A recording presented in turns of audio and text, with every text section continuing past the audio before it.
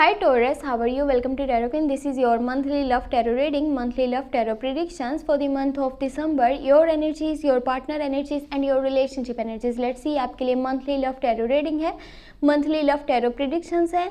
दिसंबर के मंथ में आपका रिलेशनशिप कैसा रहेगा, आपकी लव लाइफ में क्या चेंजेस आने वाले हैं, आपके पार्टनर का आपके साथ रवैया कैसा होगा, अगर कि कंटिन्यू रिलेशनशिप है तो क्या उनकी साइड से लॉन्ग टर्म की कमिटमेंट एंड शादी का प्रपोजल आपको मिलेगा या नहीं, एंड अगर नो कॉन्टैक्ट वाली सिचुएशन है, एक दूसरे से बातचीत नहीं हो पा रही, तो क्या रिकन्सिलेशन के चांसेस मौजूद हैं या फिर नहीं, तो देख लेंगे इस वीडियो में। अगर आपको वीडियो पसंद आती है तो लास्ट में वीडियो को लाइक कर लीजिएगा। अगर आप चैनल पे न्यू हैं सब्सक्राइब लाजमी कर लीजिएगा, घंटी को ऑन करके ऑल पे सेलेक्ट कर लीजिएगा। पर्सनली कुछ भी पूछना चाहें तो व्हाट्सएप का नंबर आपको वीडियो के डिस्क्रिप्शन बॉक्स में और चैनल के अबाउट सेक्शन में मिल जाएगा। देख लेते हैं दिसंबर के मंथ में आपकी लव लाइफ में क्या चेंजेस आने वाले हैं और क्या तब्दीलियां आगे आपको देखने को मिलेंगी। सबसे पहले देख लेंगे आपकी साइड पे आपकी एनर्जीज क्या होने वाली हैं। यू है फील ऑफ फॉर्चून, यहाँ पर है 9 of swords, okay, king of pentacle है। देन यहाँ पे आपके पार्टनर वाली साइड पे है 6 ऑफ सॉर्ड्स, फिर है 8 ऑफ वॉन्ड्स, यहाँ पर है किंग ऑफ सॉर्ड्स, हाँ। फिर आपके रिलेशनशिप की एनर्जीज हैं 9 ऑफ वॉन्ड्स, द डेविल का कार्ड है एंड लास्ट वन है 8 ऑफ कप्स। आपकी साइड से अगर बात करी जाए एनर्जीज की तो व्हील ऑफ फॉर्च्यून, आप अपने पार्टनर को लॉन्ग टर्म की कमिटमेंट करना चाहते हो, शादी का प्रपोजल देना चाहते हो, शादी वाली टॉपिक पे बात करना चाहते हो, लेकिन फिलहाल आप सब्र कर रहे हो। आपको ऐसा लगता है जैसे भी सिचुएशन इतनी भी अच्छी नहीं है, अभी माहौल इतना अच्छा नहीं है कि इस बारे में बात करी जाए, या फिर अगर आपने बात कर भी ली तो हो सकता है कि सामने से इतना अच्छा रिजल्ट आपको देखने को ना मिले। ये एक रियलिटी भी है। आपके पार्टनर वाली साइड से ना अभी लॉन्ग टर्म की कमिटमेंट या शादी का प्रपोजल इस टॉपिक पे कोई भी बात नहीं होने वाली, क्योंकि वो पर्सन बहुत ज़्यादा परेशान है और उसकी लाइफ में बहुत सारी प्रॉब्लम्स चल रही हैं, जो कि दिसंबर के मंथ में भी ऐसा रहेगा। अब आपकी साइड पे क्या है 9 ऑफ सॉर्ड्स है। बहुत सारे फेयर्स हैं आपके माइंड में कि पता नहीं ये पर्सन मेरे साथ रिलेशनशिप को आगे लेकर के चलेगा नहीं चलेगा, ये रिलेशनशिप में ट्रू है भी या नहीं है, इसकी फीलिंग्स मेरे लिए क्या हैं, पता नहीं मुझसे प्यार करता भी है नहीं करता, आने वाले टाइम में हम साथ होंगे या फिर नहीं होंगे। ये सारी चीज़ें आपको मेंटली डिस्टर्ब कर रही हैं, आपको परेशान कर रही हैं और आप अपने पार्टनर से ही थोड़ा सा डीअटैचमेंट करने की कोशिश कर रहे हो, यानी कि कॉन्टैक्ट अच्छे से नहीं कर रहे हो, कम्युनिकेट नहीं करना चाह रहे हो, आप थोड़ा सा दूरी बना करके रखना चाहते हो और अपने ही माहौल में गुम हो, अपनी ही परेशानियों में हो कि पता नहीं क्या होगा क्या नहीं होगा। ये चीज़ों से आपकी सेहत के बहुत सारे मसले मसाइल सामने आ सकते हैं। वो पार्टनर जिससे भी यानी कि आप प्यार करते हो ना, वो पर्सन वाकई में ट्रू है, उसकी फीलिंग्स आपके लिए रियल ही हैं, वो पार्टनर आपके लिए बेस्ट है। ये चीज़ अपने माइंड में रखें, क्योंकि 6 ऑफ सॉर्ड्स है। वो पर्सन बहुत सारी मुश्किलात से घिरा हुआ है, अभी उसकी लाइफ में बहुत सारी डिफ़िकल्टीज़ हैं जिनसे कि वो लड़ रहा है, फाइट कर रहा है, उस माहौल से बाहर निकलने की कोशिश में लगा हुआ है कि माहौल जब अच्छा हो जाए, बेहतर हो जाए टाइम, तो वो आपको लॉन्ग टर्म की कमिटमेंट दे पाए, शादी का प्रपोजल दे पाए।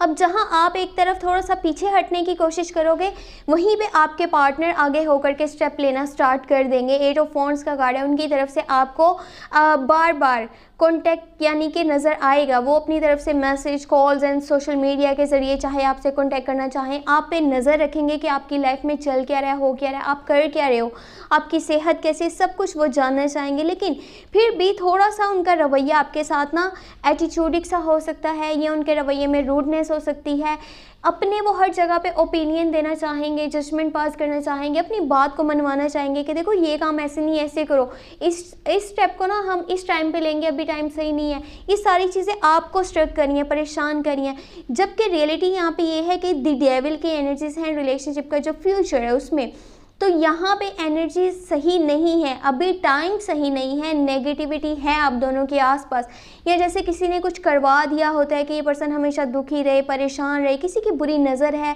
हसद करते हैं लोग आपके आपसे भी और आपके पार्टनर से भी आपके रिश्ते को आगे चलता हुआ नहीं देखना चाहेंगे। आप दोनों के खिलाफ कुछ ना कुछ प्रॉक्सिस की जा रही हैं। दिसंबर के मंथ में आपके आसपास के लोग आपके साथ सही नहीं हैं, वो ऊपर से कुछ हो रहे हैं लेकिन उनकी रियलिटी कुछ और है। अपनी आंखें खुली रखिएगा, वो कीजिए जो आपको बेहतर लगता है। आप दोनों अपने गोल्स के बहुत करीब खड़े हैं। अपने स्टेप्स जो आपने लिए थे, जो आपने इतनी स्ट्रगल करी, इतनी मेहनत करी, यहाँ तक आए हो, यहाँ पर पहुँच करके गिव अप करने की मत सोचिएगा। दोनों एक दूसरे को प्यार करते हैं, केयर करते हैं, एक दूसरे की रिस्पेक्ट भी करते हैं, अच्छे से समझते हैं, लेकिन एक दूसरे से दूर जाने का क्यों सोच रहे हैं। 8 ऑफ कप्स का कार्ड है, क्यों बागी हो आप दोनों एक दूसरे से।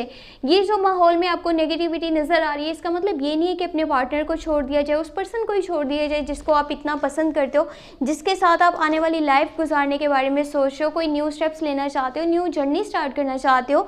थोड़ा सा सब्र कीजिए, एक दूसरे का साथ दीजिए, आने वाला टाइम आप दोनों के लिए अच्छा होगा। और ये चीज़ें, इस सिचुएशन को आपने मजाक में नहीं लेना, क्योंकि यहाँ पर 6 ऑफ सोर्ड्स का कार्ड है। आपके पार्टनर वाली साइड से जो एनर्जीज हैं, उस पर्सन ने अभी रिसेंटली बहुत ज़्यादा तकलीफ़ें देखी हैं, उसकी लाइफ में बहुत सारी परेशानियाँ रह चुकी हैं, यानी कि उसने एक हार्ड टाइम का यहाँ पे सामना करा है, फेस करा है, टफ टाइम को। तो कोशिश करें, उसको टाइम दीजिए, वो अपनी लाइफ में आगे बढ़ने की कोशिश कर रहा है, उस सिचुएशन से बाहर निकलने की कोशिश कर रहा है, स्ट्रगल कर रहा है, बहुत मेहनत कर रहा है, क्योंकि उसका माइंड भी स्ट्रक है और वो इरिटेट भी है, फ्रस्ट्रेट भी है।